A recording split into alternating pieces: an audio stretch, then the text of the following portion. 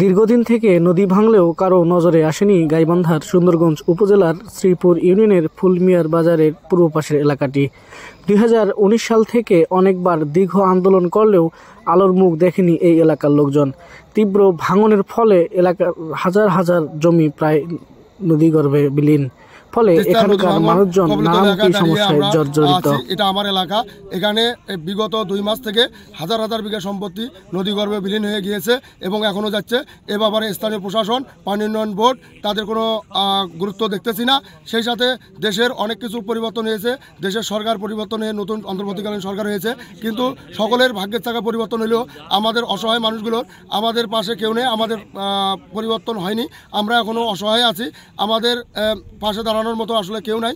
তো আমি চাচ্ছি যে যাতে দ্রুত প্রশাসনের মাধ্যমে যে আমাদের এই নদী ভাঙ্গন রোধে দ্রুত ব্যবস্থা করা হয়, সেই সাথে আমাদের অসহায় মানুষগুলোর পাশে দাঁড়িয়ে আমাদের ভাগ্যের চাকা পরিবর্তনের জন্য কাজ করা হয়। এ ব্যাপারে আমি বাংলাদেশ সরকারের প্রধান, অন্তর্বর্তীকালীন সরকারের প্রধান উপদেষ্টা থেকে শুরু করে পানি উন্নয়ন বোর্ডের সকল কর্মকর্তা দৃষ্টি আকর্ষণ করছি এবং পানির প্রকৌশলী এবং পানি সম্পদ মন্ত্রণালয়ের উপদেষ্টাধীন দায়িত্ব আছে তার সুদৃষ্টি আকর্ষণ করছি যে আমাদের এই অসহায় মানুষগুলোর পাশে এসে দাঁড়িয়ে দ্রুত নদী ভাঙ্গন রোধে আপনারা ব্যবস্থা গ্রহণ করবেন।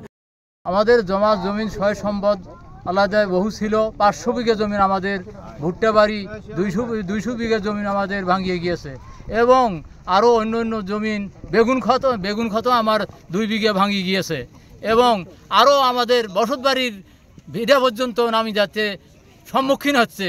আমরা এখন কি করি, খাবো, কোথায় যাব? এই নিয়ে আমরা আপনাদের উপরন্ত অফিসারের ঘরের কাছে আমরা আহ্বান জানাচ্ছি, আশ্রয় নিতে যাচ্ছি। আপনারা এই অনুগ্রহ করে এই আমাদের ভাঙনির সম্মুখে আপনারা সকলে আমাদের সহায়তা করেন।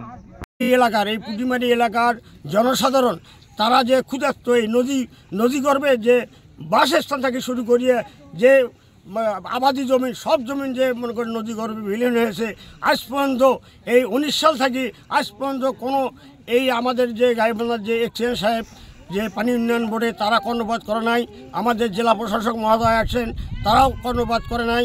আজ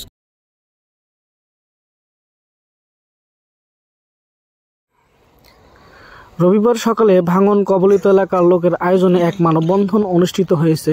এ সময় বক্তারা জানান 13 নং শ্রীপুর ইউনিয়নের 8 নং ওয়ার্ড উত্তর শ্রীপুর পুটিমারি গ্রাম হতে দক্ষিণ শ্রীপুর দত্তের খামার গ্রামের দক্ষিণে বটতলী পর্যন্ত প্রায় 2.25 কিলোমিটার পর্যন্ত দফায় দফায় তিস্তা নদী ভাঙনের শিকার হয়। দীর্ঘদিন থেকে ভাঙন নিয়ে নানামুখী কর্মসূচি পালন করলেও আজ অবধি কোনো ভাঙন রোধে নেওয়া হয়নি কোনো